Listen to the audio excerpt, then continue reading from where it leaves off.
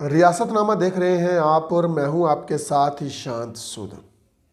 आज फिर लाइव आने का एक मुद्दा मिला, एक गंभीर विषय, गंभीर मुद्दा जिसे हम आप और सभी लोग दो चार हो रहे हैं, लगातार परेशान हो रहे हैं। आप भी परेशान होंगे अगर आपने अपने घर में कोई कंस्ट्रक्शन का काम लगाया होगा। आए दिन आप न्यूज़ पढ़ते हैं, तस्वीरें देखते हैं कि आज माइनिंग में गाड़ियां पकड़ी गई। आज बड़े बड़े ट्रक, बड़े बड़े टिप्पर, बड़े बड़े ट्रॉली पकड़ी गई जो जहां से माल कहीं और ले जा रहे थे। लेकिन हम ज़्यादातर खबरें वो देखते हैं जिसमें गरीब, मजदूर और हमारे लोकल स्थानीय लोग, जिनका रोजगार सिर्फ और सिर्फ ट्रैक्टर ट्रॉली पर निर्भर है, जिनका परिवार का गुजारा दो चार फेरे लगाकर होता है, और वो ट्रैक्टर ट्रॉली वाले अक्सर पकड़े जाते हैं। हम नहीं कहते कि ट्रैक्टर ट्रॉली वाला या कोई और इलीगल काम करे। आप प्रॉपर चैनल से काम कीजिए, आपको कोई नहीं पकड़ेगा। लेकिन फिर भी ज़्यादातर शिकार बनते हैं ट्रैक्टर ट्रॉली वाले। लोगों का भी कहना है कि आज माइनिंग एक ऐसा नासुर बन चुकी है जम्मू कश्मीर की आवाम के लिए, जो दर्द पर दर्द दिए जा रही है। वो दर्द तब होता है जब आप अपने ही मिनरल को, अपने ही क्षेत्र की रेता बजरी को 3,000 रुपया सैकड़ा खरीदते हैं। 700-800 रुपया सैकड़ा मिलने वाला रेत, 700-800 रुपया सैकड़ा मिलने वाली बजरी अब आपको 3,000 रुपया सैकड़ा मिल रही है। इतना ही नहीं, उसके अलावा भी कई सारे जो किराया है वो अवैध तरीके से वसूला जा रहा है। आज सबसे पहले आप देखें ये वीडियो जो कि हमें स्थानीय नेता रणजीत सिंह पठानिया ने भेजी है। उन्होंने ये वीडियो उस वक्त बनाई जब बड़े बड़े ट्रॉला, बड़ी बड़ी टिपर, कई सैकड़े, उनका तो कहना है कि 25-30 सैकड़े माल होगा, इतना माल लेकर लखनपुर बॉर्डर जो है वो क्रॉस कर रहे थे। सवाल बाद में उठाएंगे, सबसे पहले आप देखें ये वीडियो। जय हिंद दोस्तों, ये देखो कठुआ के रिसोर्सेस का हाल। हम कठुआ वाले रेता आज की डेट में 30 रुपए फुट ले रहे हैं। बजरी हम आज की डेट में 22 रुपए फुट ले रहे हैं। कहने का मतलब एक ट्रॉली की कीमत 2200 रुपया, रेते की एक ट्रॉली की कीमत 3,000 रुपया। और ये मटेरियल भर भर के हमारे रिसोर्सेस का हमारी नेबर स्टेट जो पंजाब है वहां जाता हुआ, ये 4-5 ट्रॉलीज की बड़े बड़े ट्रॉले, 25-25, 30-30 सैकड़े के जो ट्रॉले हैं, ये जा रहे हैं। हमारे रिसोर्सेज के ट्रॉले जो पंजाब में जा रहे हैं, लेकिन हम लोगों को मुहैया नहीं करवाए जा रहे हैं। हम लोगों की कंस्ट्रक्शंस आज की डेट में रुकी हुई हैं। हम लोग अपने घरों का काम 10 गुना ज्यादा कीमत पे करवा रहे हैं। वो मजदूर कहां जाएंगे, वो मिस्त्री कहां जाएंगे, वो ट्रैक्टर ट्रॉलीज वाले इन रिसोर्सेज पे पलते हैं।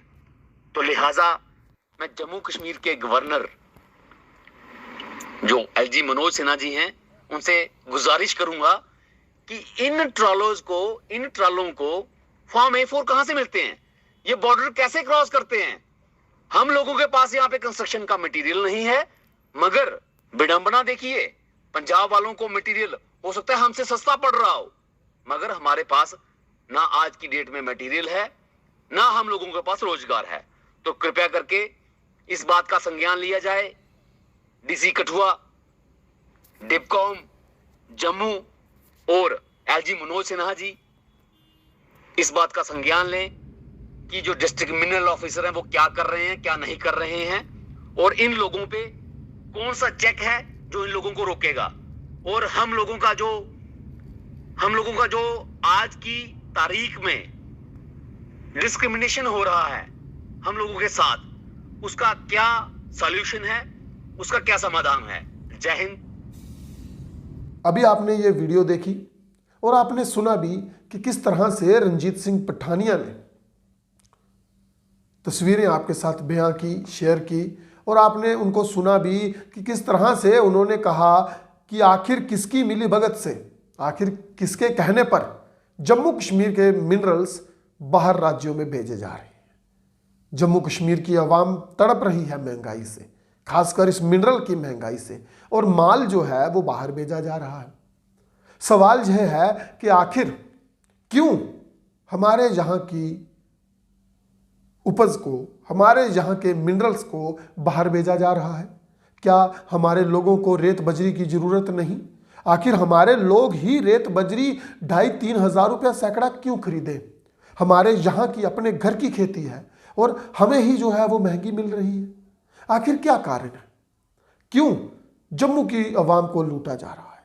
समय समय पर आपने देखा कि ये बातें सामने आती हैं कि पंजाब का माइनिंग माफिया लूट रहा है जम्मू कश्मीर के खजानों को।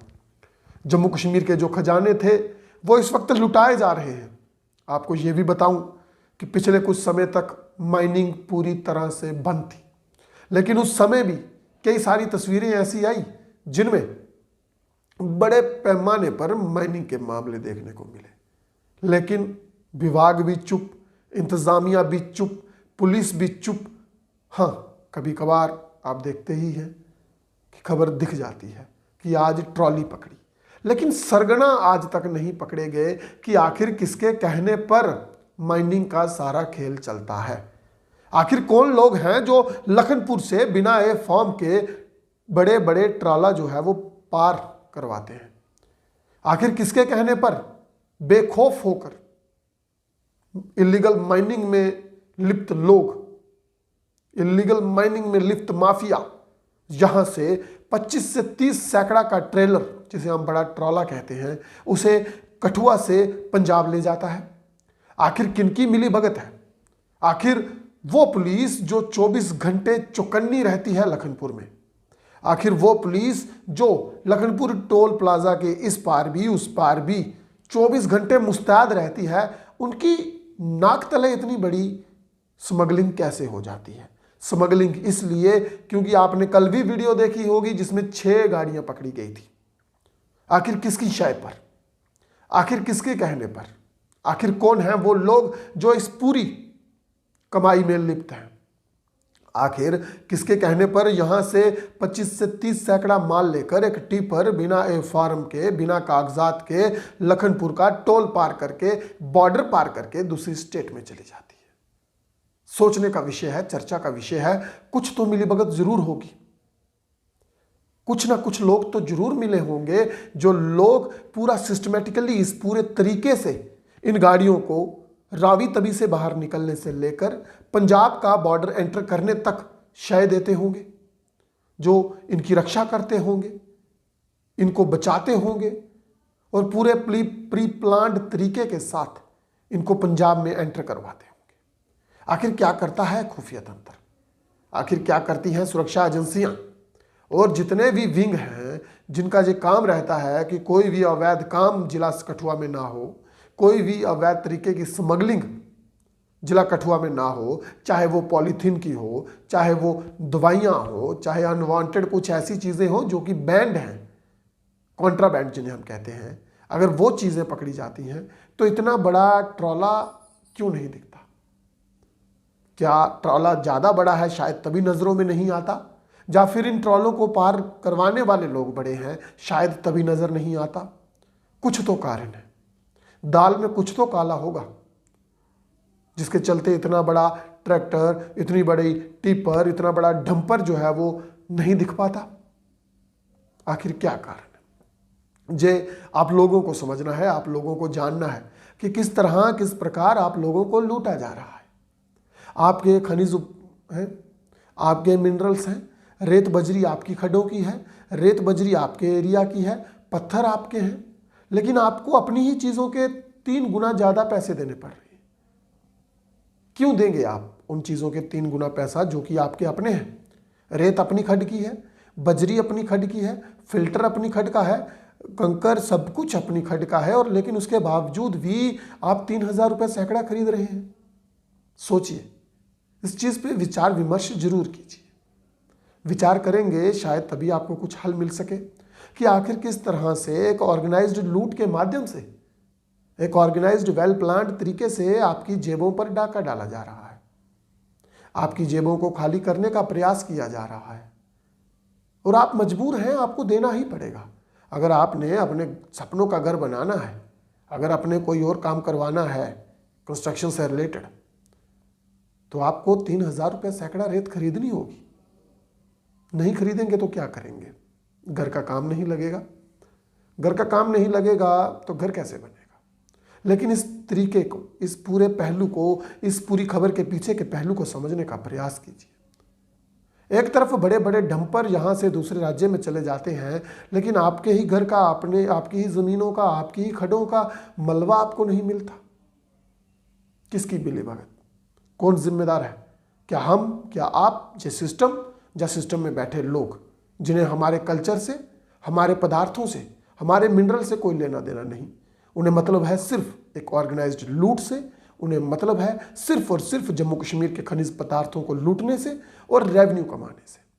चाहे वो रेवेन्यू माइनिंग को बेचकर हो, चाहे वो रेवेन्यू हमारे मिनरल्स को बेचकर आए, चाहे वो रेवेन्यू हमारे बच्चों को, हमारे युवाओं को दारू पिलाकर आए, चाहे वो रेवेन्यू फॉर्म जो जॉब के होते हैं उन्हें लगवा कर आए और बाद में रिक्रूटमेंट जो है वो स्क्रैप कर दी जाए।